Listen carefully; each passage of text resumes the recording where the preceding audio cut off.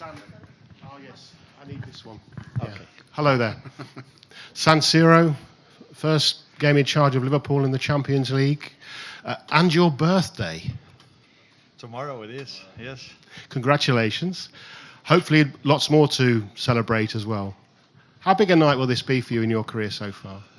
Yeah, I think it's the first time that my birthday is not so important tomorrow. It's a big game, not for me, also for me, but it's a big game for us because it's the first game and it's the next game, and the next game is always the most important one, as you know. But because of the history of this, that these two teams have and the venue where it's played in, it's one to look forward to. László Süle from Hungarian RTR Television. Question about Dominic Szoboszlai. There will be another celebration. If he plays, it will be his 50th game in Liverpool. So far, he played all 4 games full time, 90 minutes. How important is his role for you in the team? I think all of the squad players they have an important role, and he's played all 4 of them now. And every player feels more important when he plays than when he's not playing. But every squad member has his role, and during a season, all of them will play a lot because we play a lot of games. But he's been important for us, especially till now in our work when we don't have the ball. So he's been outstanding in his pressing game, and I think something that we have to work on with him is that he's also even more involved in scoring goals and creating chances for us, because I think last season he scored 3, if I remember correctly. And for an attacking midfielder at Liverpool, his numbers needs to go up. But I'm really happy with the way he's done till now, and I'm 100% sure that if he plays in a team with so much quality around him and with the quality he has, that he will in the end score more goals for us as well. Gentleman here, the blue suit.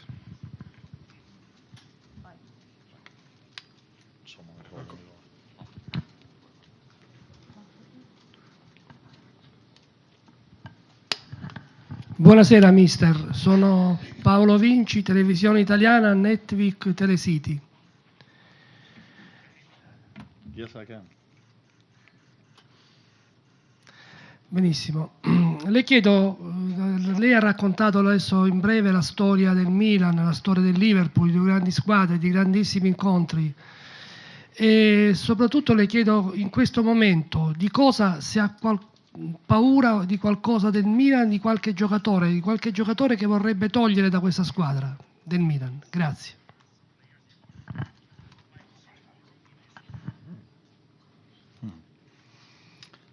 I don't know if the translation is correct, but the word scared was used. If I was scared for some players or for AC Milan, I don't think any manager or any team is scared to play the other team, but we have a lot of respect for the quality and the players and the history of Milan. So the first one that comes to my mind is of course a Dutch player, Tijani Reinders, who's done really well over here and also for the Dutch national team last week. So they have quality players. We're not scared, but we do respect all of their players, because they've shown last Saturday that they're in good form, had a very good 4-0 win. So we respect Milan a lot, but scared is not the word we would use.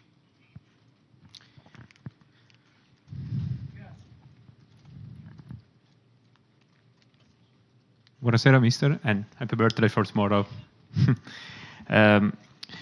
Prima mi sono un po' stupito perché i colleghi inglesi parlano di delusione per la sconfitta di sabato. Alisson prima ha detto addirittura rimettere in carreggiata la stagione. Eppure Liverpool ha fatto 3 grandi vittorie nelle prime 3 partite e una sconfitta che può capitare, cioè secondo me può capitare. È davvero così pesante la situazione del Liverpool? Cioè è così tanta la delusione per questa sconfitta che bisogna tornare subito a vincere? Ecco, come se fosse già una partita decisiva, una finale. Grazie. What did Alisson say? We have to put right after what went wrong on Saturday. Oh yeah, we have to be better.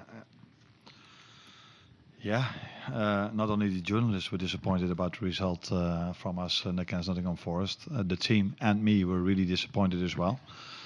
Although we always put it in the right perspective when we beat United, the journalists and us were really positive, of course. But I also saw things we had to improve. And last Saturday, we didn't do as many things good as we did against United, but there were still a few things that went quite well. But it was a total different game, and that's also for tomorrow. I expect a complete different game against Milan, with the type of players they have and the playing style that manager has compared to Nottingham Forest. But we should be disappointed if you lose a home game against Nottingham Forest and you play for and you work for Liverpool. If you're not disappointed, if you drop points in a home game against Nottingham Forest, then something is wrong. So 4 games, 9 points. It's a good start, but it's not a great start because then we would have had 12. Arne, good evening. Ian Dennis, BBC Radio. In the old Champions League format, if you won your home games or got to 10 points, there was a fair chance that you would qualify. I'm just intrigued to think how many points you think might be required in this new phase, and also what are your thoughts about the revamped Champions League format? Oh, a lot of questions in one. I think it's difficult for me to tell you now how many points are needed because it's the first time we play this competition and it's 8 games. So I've been in Europe for a few years with my former clubs, and sometimes we went through to the next round. I think one time even with 6 points or 7 points, and we ended up number 1 in the group. So that is difficult to say before you start, but I think it's clear that if you want to end up in the first 8, you have to win a lot of games. You need a lot of points. And what I think about the format, that's also something you can ask me better in the end. The only thing I like about it, just as someone who loves to see football every night on television, is that on every night there's a nice fixture. Where in the former format, sometimes there were evenings you're like, okay, tomorrow is a nicer game than today. But now, for example, with our game tomorrow, I think everybody who loves football is looking forward to that game. So that is the positive thing for the person that sits at home in front of his television. Is it going to be for the players with 2 extra games? How is it going to be exciting in the end of the group stage as well? That's something that we have to find out, and I don't think anyone has the answer to that at the moment. But if you ask me these questions in a few months, I can answer it probably much better than I can answer it now. Chris? After this defeat on Saturday, a lot has been made about rotation or lack of rotation, and especially from your teams in the past. But with the fixtures coming now thick and fast and more Champions League games, are you going to have to rotate, and should we expect to see changes in different games now going forward?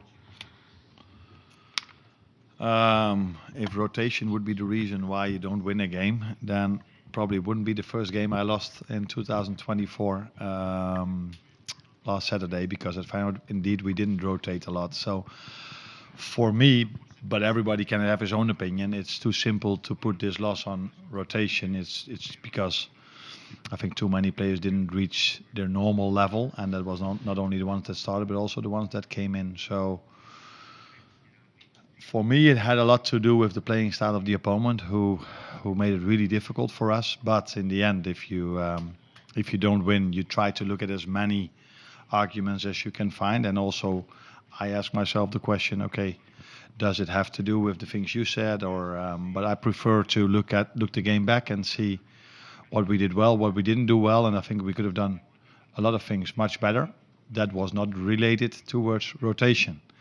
But we would never know if I would have rotated 3 or 4 new players in if we would have won then. But this is going to be a long answer. I think it was the day before the press conference. Someone said to me, 10 of your players have started for the national team. So which ones were completely rested then? So the rotation, now I can do something about the rotation in the upcoming games because they're all with me. But before that, they were with the national team, and almost all of them played 2 times 90 minutes. So, But I think they were prepared for that. We tried to prepare them for that. And for me, this loss didn't have to do with rotation, but more to do with the opponent and us not bringing too many players, not bringing what they can bring. Buonasera, mister. Le chiedo se ci racconta perché ha voluto Federico Chiesa, cosa ha visto in lui, come lo ha visto a Liverpool e se domani sarà in panchina. Grazie. What we like about why we brought him in and what we like about him. I always like to bring in quality players, and we believe, and I think that he's a quality player that combines quality with an enormous work rate. And the culture of this club and the culture of this team is working really hard when we don't have the ball, and I think he brings this to his game in combination with scoring goals, in combination with he can play in several positions up front. He is for the first time in our team selection. Is team selection the right word? Yeah, team selection. And since I said it's the first time he's in team selection, it would be a big surprise for him and for everyone if he would start tomorrow. So I don't think you should expect that he starts, but he can make a few minutes for the first time tomorrow if we need him, and that is something we will see tomorrow. But for the first time with us, and don't expect him to be there from in the starting lineup, because he's been with you for training on his own for a long time now, with us for a few weeks, have some training time, so it's too early for him to play 90, but hopefully he can make his first minutes in the upcoming fixtures. Benvenuto a Milano, Mr. Slot. Marco Guidi, Gazzetta dello Sport. In Italia c'è sempre molta discussione su Rafa Leao, sul suo calcio, sul suo modo di intendere il calcio. Lei allena delle grandi ali tra Salah, Luis Diaz, Gakpo, Chiesa adesso, cioè tantissimi giocatori di qualità in quel ruolo. Su Leao è già un top player o è un calciatore che ha ancora molto per diventare un top player, e se domani sera ha qualcosa di speciale per lui per fermarlo?